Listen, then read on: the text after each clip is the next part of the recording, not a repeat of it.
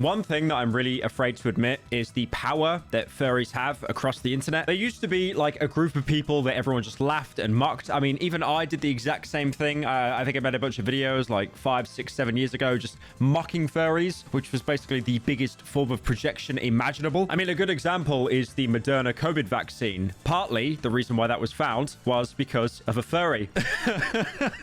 I wish I was making it up, man, but it's real. It is actually terrifying how large the furry space is. And also, one thing I've noticed definitely over the, past couple of years, this is a change that's happened really quickly. Furries were definitely a group that used to be mocked, and now it's more normalized. I mean, if you see someone in a fursuit in the street, most people will probably just think, oh, you're one of those people. But it's definitely a lot more normalized now than when it was 5 years ago. During like the leafy commentary era, like furries were basically just this like very discreet part of the internet that no one really talked about. I mean, I've even had people that have came up to me at meet and greets and said that, you've helped me discover that I was a furry. And then I look at them smiling, saying I'm so happy for them, as a tear rolls down my face in absolute disgust for the monstrosity I've created. Now, how do furries get involved in today's story?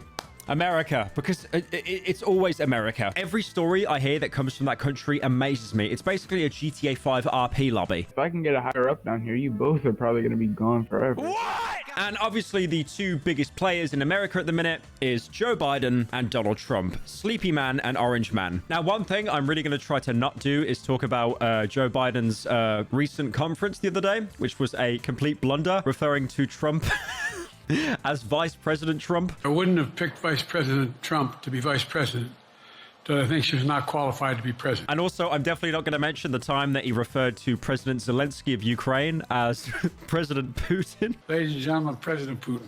I'm so focused on beating Putin, we got to worry about it. Anyway. But recently, there's been a hacking of the Heritage Foundation. Now, I kind of had to look into what the Heritage Foundation was because, I'm UK pilled. It's essentially a conservative website that is, and I quote, fighting for America's future by trying to unite conservatives together. Every day, Heritage works on our nation's capital to build an America where freedom, opportunity, prosperity, and civil society flourish. But unlike so many other organizations in Washington, D.C., the Heritage Foundation's focus isn't on putting more power into the hands of the government, it's on returning power to the people. Honestly, they say returning power to the people, and the only thing I can think of is those upgrade machines for your gun in Bioshock 1. Pyro compares something that isn't a video game challenge impossible. Now, this was founded in the 1970s to give you an idea that it's been around for quite a while. Now, obviously, the backbone of more extreme conservatism is usually just white person, le good, le color people, le bad. Now, the thing is that's really bizarre about this hacking, obviously, apart from the fact that furries were involved. If you go onto their website, there's actually a link to Project 2025. And apparently, this is just an entire rabbit hole that would probably need like its own 4-hour video. It's basically an idea, and I'm trying to quote this because I don't want to get butchered. Americans need to save their country and think that the best way to do it is to get conservatives in office. So basically, they want to reshape the political scene and reshape the government to make it fit the next Republican president, which obviously at the minute, as we know, the primary candidate is Trump, le Orange Man. Again, the Heritage Foundation and Project 2025, it runs deep, and surprisingly, I am not Hassan Piker. I'm not someone that sits all day looking into politics. I am not well versed or well educated in it. I'm more just talking about this story because it somehow involves Republicans and furries, which are like two groups that basically despise each other. Well,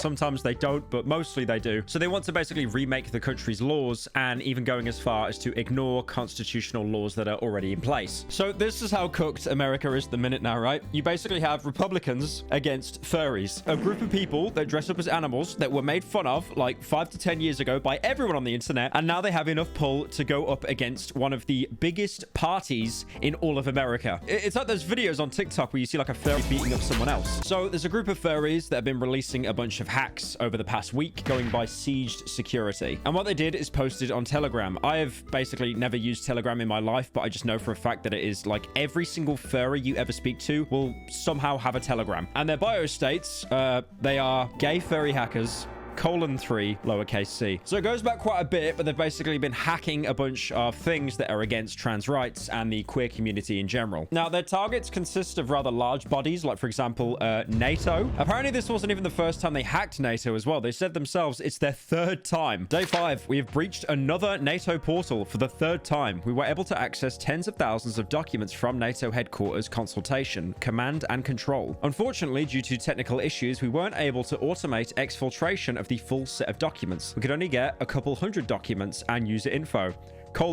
3. I must be doing something wrong if the feds ain't on my every country supporting Israel, especially those in NATO. In addition to this new breach, we are re-releasing our previous 2 NATO breaches to ensure the most leaked documents are in circulation. There's also a list of all the networks they managed to shut down apparently in Israel. Finland Embassy, Extend Defense Systems, Jewish Agency for Israel, Ben Gurion University, Bloomberg Capital, Bright Source Energy, Merkaz, Kleta Absorption Centers, Oxford Tower. And to end their worldwide tour of hacking, they went straight for the Heritage Foundation. Now, logs were posted on their Telegram, and apparently they were soon contacted by Mike Howell, who's an executive director. Now, this wasn't really a simple hack, but it also wasn't really harmful. They specifically got their WordPress domain, which held a lot of the top of the food chain emails, such as .mil, .ru, and .cn. They essentially got hold of the front page of the foundation's website. There was actually a tweet covering this that, completely juiced. Final hack. Over the past 7 days, we've released a hack every day, from NATO to Israel. We attacked many.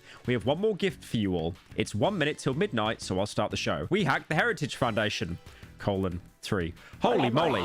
The Heritage Foundation is a conservative think tank in America, among the most influential public policy organizations. This organization is responsible for leading Project 2025, an authoritarian Christian nationalist plan to reform the United States government. Project 2025 threatens the rights of abortion, healthcare, and LGBTQ+ communities in particular. So of course, we won't stand for that. We have gained access to the Heritage Foundation's database with user data, logs, and other juicy info. We also access 200 gigabytes of mostly useless files in their server.